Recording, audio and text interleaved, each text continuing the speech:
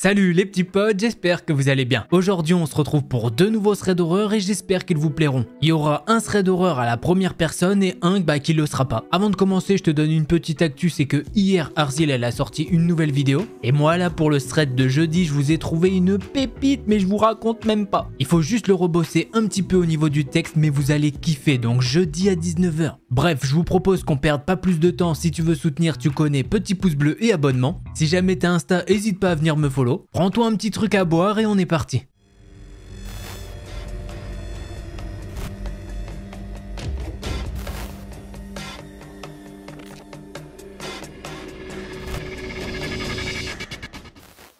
Bonjour à tous, j'ai 21 ans et l'histoire que je vais vous raconter s'est passée il y a de ça quelques mois. L'histoire prend place à Lyon en hiver. Mon copain et moi étions allés dîner au restaurant. Le repas fini, vers 22 h, nous quittons les lieux pour nous diriger vers le métro. À notre arrivée dans le wagon, je remarque un homme assis. L'air nonchalant qui dévisage les personnes présentes dans le compartiment. J'y prête pas forcément plus attention que ça. Nous nous levons pour sortir et je ressens une petite sensation de malaise. Je me retourne et je constate que l'homme nous regarde. Nous prenons notre correspondance pour arriver à l'arrêt le plus proche de chez nous. L'homme entre dans le même wagon que nous, puis au moment de descendre, je ne le vois plus. Nous nous dirigeons sur une rue mal éclairée. Nous attendons au passage piéton. Le petit bonhomme est en rouge. J'entends quelqu'un se rapprocher derrière nous et s'arrêter à quelques mètres. Je me retourne et j'entrevois l'homme du métro. Mon copain ne semble pas trop préoccupé de ça. Alors je me dis que certainement j'imagine des choses. Je n'ose pas lui demander ce qu'il en pense car au moment de traverser, l'homme est vachement proche de nous. Nous nous engageons dans une autre rue peu fréquentée et l'homme marche toujours derrière nous. Mais beaucoup trop proche. Vous savez, comme quand quelqu'un trépigne derrière vous pour passer. Je me décale plusieurs fois pour essayer de le laisser nous doubler mais c'était visiblement pas son intention.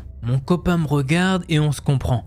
Quelque chose n'est pas normal. On décide de bifurquer dans une autre ruelle qui permet de rejoindre un cours fréquenté. Il est peu probable que l'homme prenne ce même chemin. Et pourtant, l'homme est toujours sur nos pas, à moins d'1 mètre de nous. C'est vraiment très oppressant. On comprend très bien qu'il nous suit, mais on n'en parle pas plus. Je commence alors à parler de notre chien féroce qui nous attend à la maison. En vrai, il est très gentil, mais je me suis dit que ça ferait peut-être passer l'envie à un individu de venir jusqu'à chez nous. Et apparemment, l'homme n'a pas été effarouché. Je m'inquiète car il aurait eu sans occasion de nous agresser ou de nous détrousser s'il le voulait, étant donné que nous étions dans des ruelles vides et sombres précédemment. Et puis quel individu seul irait suivre 2 personnes dont un homme? Je me le dis qu'il est sûrement armé ou fou. Et ça me fait un peu peur. Nous ne nous retournons pas. Nous faisons comme si de rien n'était et parlons de banalité. Lorsque je passe près des voitures stationnées le long de la route, je regarde dans le reflet des vitres pour voir ce qui se trame derrière nous. Il marche vraiment presque collé à nous. On aurait pu faire volte-face pour lui demander des comptes. Mais le feeling était vraiment très mauvais pour nous deux et on sentait que c'était pas du tout la meilleure des choses à faire. On approche de notre appartement et je me dis qu'il ne doit absolument pas nous suivre jusqu'à chez nous. Nous suivant de très près, il pourrait bien s'introduire avec nous dans notre bâtiment pour faire je ne sais quoi. Malheureusement, la plupart des boutiques sont fermées à cette heure tardive. Mais par chance, un restaurant est encore un petit peu rempli. Je m'écris alors « Allez, prenons un dessert !» Le restaurant se trouve dans un angle de rue. Nous tournons vite en sa direction et nous nous engouffrons dans le restaurant. L'homme va alors brusquement s'arrêter devant la porte. Il fait quelques pas en direction de la vitrine et devient immobile. Il me regarde fixement dans les yeux avec un air mécontent. Je n'ai pas pu m'empêcher de lui faire un petit sourire pour le narguer car j'étais contente d'avoir réussi à nous mettre en sécurité dans le restaurant. Il est parti dans la même direction de là où on venait. Depuis la vitrine, je le voyais encore. Il a ralenti et semblait nous attendre un moment. Puis il a disparu pour ne plus jamais se montrer. Nous avons alors appelé des amis pour qu'ils viennent nous récupérer en voiture et nous poser chez nous. Nous ne l'avons jamais rencontré de nouveau et nous n'y tenons pas spécialement. On ne saura donc jamais ce qu'il nous voulait, même si je doute que ça soit du bien. C'est ainsi que se termine ce premier thread.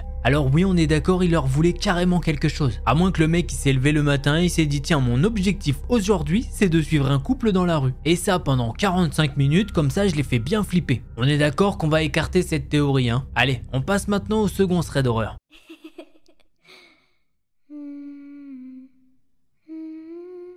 L'histoire que je vais vous raconter, c'est celle de Clément. À cette époque, il n'a que 9 ans. mais il se souvient très bien de ce qu'il s'est passé. Ce jour-là, Clément il est en vacances de printemps. Il est avec son frère et ils sont tous les deux seuls dans la maison. La mère de Clément est au travail et puis de toute façon, Clément et son frère savent comment prendre soin d'eux. Et puis de toute façon, si jamais il y a un problème, il y a un ami de sa mère qui habite en bas de la rue. Donc si jamais il y a vraiment quelque chose, eh bien cet ami il peut simplement venir à la maison. Clément et son frère sont jeunes et ils s'amusent et jouent à la PlayStation. Ils s'amusent, ils se font des gros kiffs, ils jouent à Minecraft, ils construisent de tout et de rien. Ils se font vraiment des kiffs, enfin bref, c'est le principe des vacances. Le truc c'est qu'il faut savoir une chose, le frère de Clément, il a que 1 an de plus. Donc si jamais tu fais les calculs, ça fait qu'il a 10 ans, 9 plus 1. Bon, à un moment, Clément, il se lève étant donné qu'il a soif, il veut aller chercher un petit verre. Et notre cher Clément National, eh bien il a une petite habitude quand il va dans la cuisine. Il aime bien regarder par la fenêtre, puisque la fenêtre de sa cuisine donne directement sur la forêt derrière la maison. Il attrape alors une bouteille d'eau dans le réfrigérateur puis regarde l'heure sur le four. Et il est minuit 23. Clément il est alors retourné dans le salon pour dire à son frère qu'il est minuit passé et que bon, ils vont devoir aller faire semblant d'aller se coucher étant donné que la mère elle va pas tarder à arriver. Étant donné que les horaires de la mère sont assez variables. Elle peut rentrer de minuit à 3h du matin. Son frère lui a alors fait un petit signe de la tête et il a éteint la PlayStation 4. Les frères commencent alors à nettoyer le salon et discutent de ce qu'ils vont pouvoir faire le lendemain sur Minecraft et de ce qu'ils vont pouvoir bien y construire. Clément, il est sur le point de prendre une tasse qui contient du chocolat, quand d'un coup, il entend un bruit de verre brisé. Là, les deux frères se sont directement mis à crier, ce qui, bien évidemment, a aggravé la situation. Clément tourne la tête en direction de la fenêtre et là, il a commencé à voir une silhouette se pencher vers la vitre pour regarder à l'intérieur de la maison. Clément peut voir des yeux ronds et une bouche terrifiante avec un sourire horrible sur les lèvres. Heureusement, les frères ils ont directement un réflexe, c'est d'aller se cacher sous la table. Mais au même moment où ils ont décidé de faire ça, eh ben ils ont également jeté les objets qu'ils avaient dans leurs mains. Ce qui fait que c'est tombé au sol et du coup ça a fait pas mal de bruit. Le frère de Clément s'est directement rendu compte de leur connerie et il est allé dans la cuisine et a attrapé un couteau. Pendant ce temps-là, Clément il a décidé d'aller dans la salle de bain et il crie à son frère de venir avec lui. Il l'attend et quand il est enfin arrivé, il claque la porte et la verrouille. Une fois qu'ils sont tous les deux dans la salle de bain, Clément s'est retrouvé assis dans la baignoire et a envoyé un texto à sa mère. Elle a directement répondu « Appelle mon ami, je suis sûr qu'il arrivera plus vite que moi et il s'assurera que tout va bien ». Clément il sait très bien qu'à ce moment-là il aurait plutôt dû appeler le 911, mais il a trop peur de parler à quelqu'un qu'il ne connaît pas. Donc il a décidé d'appeler l'ami de sa mère. Clément l'appelle et il essaye de lui expliquer. Mais c'est plutôt dur étant donné qu'il est en train de pleurer. Je pense que l'ami a plus ou moins compris ce qu'il essayait de dire étant donné qu'il est en direction vers leur maison. Il a conduit jusqu'à Clément, il a fait le tour de la cour et vérifié toute la maison. Il a doucement frappé à la porte de la salle de bain après avoir tout vérifié. Voyant que les garçons ne répondent pas du tout, il s'est mis à crier « Les enfants, vous êtes toujours là? C'est moi, Joris, l'ami de votre mère, je peux rentrer ?» Clément, il est directement sorti de la baignoire et il a doucement ouvert la porte. Et il l'a serré dans ses bras très fort. En fait, il veut absolument pas le lâcher. À ce moment-là, il a tellement peur que s'il le lâche et qu'il se recule et il se rend compte que cet homme n'est pas Joris. Mais bon, c'est nickel, c'est bien Joris et il leur dit qu'il a tout vérifié et qu'il a rien trouvé de suspect. Il les a alors escortés dans leur chambre et il est resté en bas des escaliers pendant quelques minutes pour s'assurer que tout allait bien puis il est enfin parti. Quand il est parti, il a crié en bas des escaliers que leur mère arrivait dans une dizaine de minutes. Même si Joris a vérifié toute la maison, eh bien Clément il tremble encore. Il est allongé sur son lit et en pleure. Tellement il pleure, il a du mal à respirer. De plus, à ce moment-là, la chambre des frères n'a pas de porte. Et ça leur fait vraiment peur étant donné qu'ils ne se sentent pas en sécurité. Les minutes passent et sa mère n'est toujours pas là. Clément il est avec son frère dans sa chambre quand d'un coup il entend des chuchotements. Au début il pense que c'est son frère qui se regarde un petit truc sur sa tablette. Il regarde son frère d'un petit peu plus près et non, il n'a pas du tout sa tablette avec lui. C'est tout l'inverse, il est même en train d'essayer de dormir. Au début Clément il trouve ça bizarre étant donné que leur chambre est quand même au 2e étage. Du coup il essaye d'ignorer ses voix mais elles ne partent pas du tout.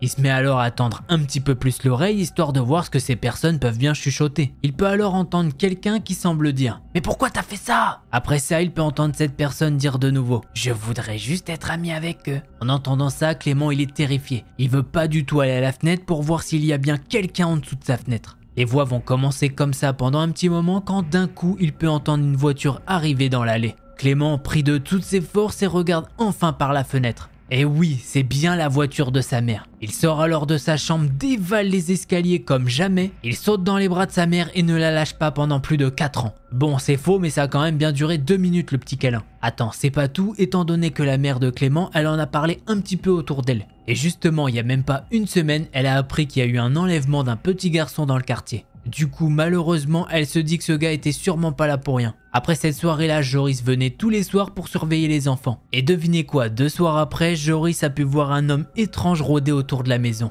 Et quand je dis rôder, il est venu à plusieurs reprises autour de la maison. Et il se mettait à regarder à l'intérieur. À chaque fois, Joris sortait pour le faire fuir. Et voilà, c'est comme ça que ça se termine. Donc là, autant vous dire qu'il n'y a plus de doute. Le gars voulait clairement les kidnapper. Et ben je peux vous dire que heureusement il n'y est pas arrivé. Oui, c'est quand même mieux, oui, je suis d'accord. Bon les petits potes, si vous avez kiffé ces threads d'horreur, je vous invite à mettre un petit pouce bleu et un abonnement. Bon, je te connais, si jamais tu veux plus de threads d'horreur, je t'invite à aller voir celui d'Arzil. Et sinon, faudra attendre jeudi 19h pour une nouvelle dose de frissons. Et franchement, ça vaut le coup, alors mets un réveil. Bon, si jamais tu veux un petit peu plus de mes threads d'horreur, je t'invite à aller voir un de ces deux-là. Allez, en attendant la prochaine vidéo, portez-vous bien, tchuss les petits potes.